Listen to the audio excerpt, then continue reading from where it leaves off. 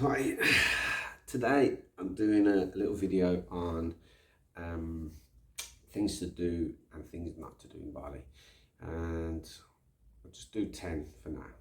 So number one, uh, you'll see these little offerings on the floor. They're like made of paper, like paper mache.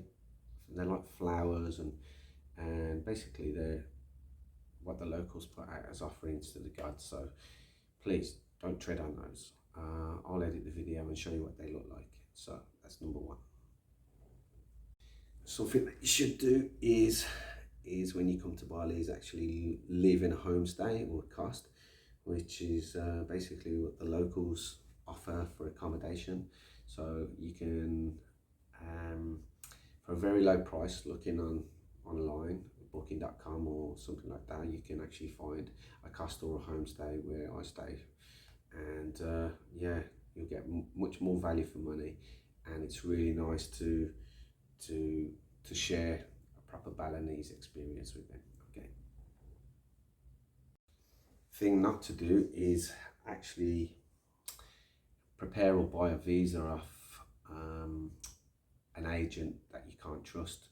You really need to go to a proper agency or office, or even get a referral from somebody, but don't just take someone's word for it that you've met on the street that, oh, I can get you a visa, because there's a lot of scam goes on in Bali, and one of them is actually to trust one of these third-party agents, and you end up paying the money up front, and I've heard stories of not receiving your visa, or they haven't extended your visa. So when you leave immigration, basically they've got a record of what you've been, where you are on your visa, and if they haven't extended it for you, then you get this big fine and you have to pay for every day overstay, which is can be very expensive, so don't do that. One cool thing definitely to do in Bali is actually plan a tour and get off on the smaller islands. There's two massive, really good islands nearby called Nusa Penida and Nusa Lembongan. They're like paradise. So a lot of people that come to Bali think this is it, but most of the beautiful photos and cliffs and beaches are on either Nusa Penida or Nusa Lembongan. It's about a 30-minute boat journey away from here, where you can actually grab a tour, and the car will pick you up and take you to the port, and then you'll travel over on the boat. That's definitely worth doing.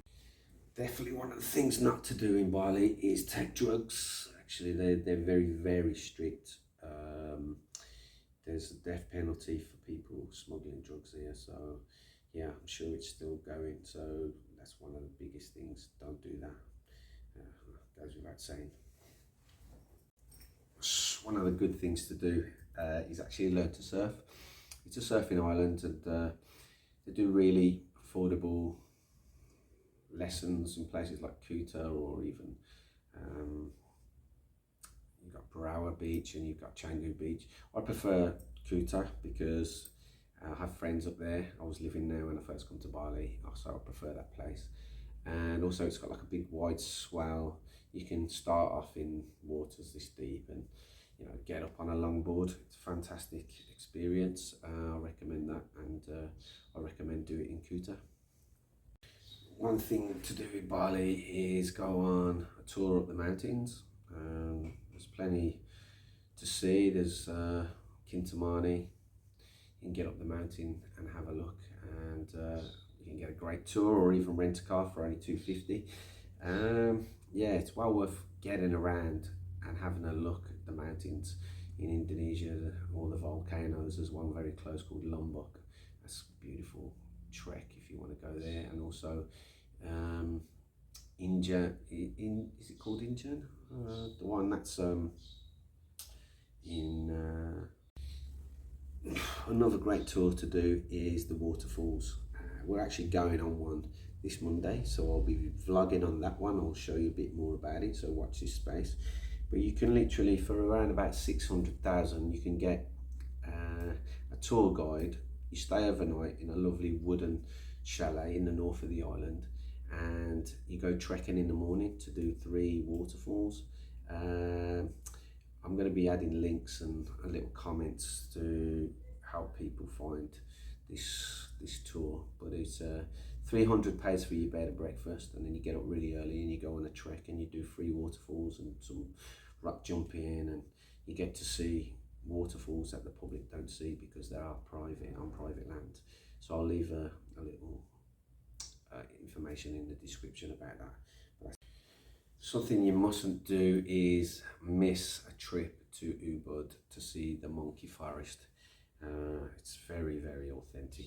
It's got well, they're not wild, but they're pretty wild. They live in the forest. The monkeys run around, and they're managed, so they're not dangerous or anything. But they can literally, like, they can be very cheeky. They'll steal your phone or your water out your bag. They like pickpocketing people. So if you're walking around with your bag, don't leave it open for the monkeys to come and steal something, because that's a lot. They do that a lot. And yeah, it's full of different areas, bridges, like forest type trees, and the monkeys are everywhere. You can actually get some really good pictures, so don't miss that one.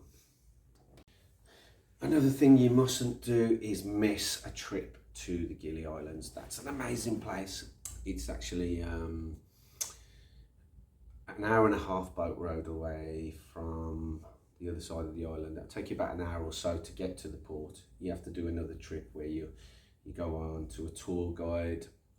They'll pick you up in a vehicle, take you to the boat, and then you can try one of the islands, the Gili Islands, Gili Meno, Gili Air, Gili T. They're all sand islands, beautiful. There's no roads. It's just basically to get around, you just use push bikes, or even there's like a horse and carriage, which I don't recommend. Or the other island next door, which is basically the Lombok, which is the place where you've got pink beaches, beautiful waterfalls, and Rinjani, which is an amazing mountain. So yeah, don't miss that. Something you must be careful of and not do is drink too much of the local alcohol, and it's very, very strong. It's called Arak. They put far too much ethanol in it, so it's kind of like, it's not managed. There's no percentage, so it's homemade. It's best to do. There's a couple of places like Bali which is really good, where they give you their version of it, and it's got herbs in it and nice flavours, coffee flavours, and all kinds of stuff like that. But to be very careful buying it on the street. You will get locals asking you if you like alcohol and would you like to try their version of it, and by all means, be friendly enough to sit with them sometimes and have a little drink, but be aware how strong it is, and it's a creeper as well. So one minute you're sober, and the next minute you're out the game. And the worst thing you can do is be drunk in certain dark roads in Bali, because you'll be robbed, you'll lose your phone, you'll lose everything, and that's one of the things to be aware of.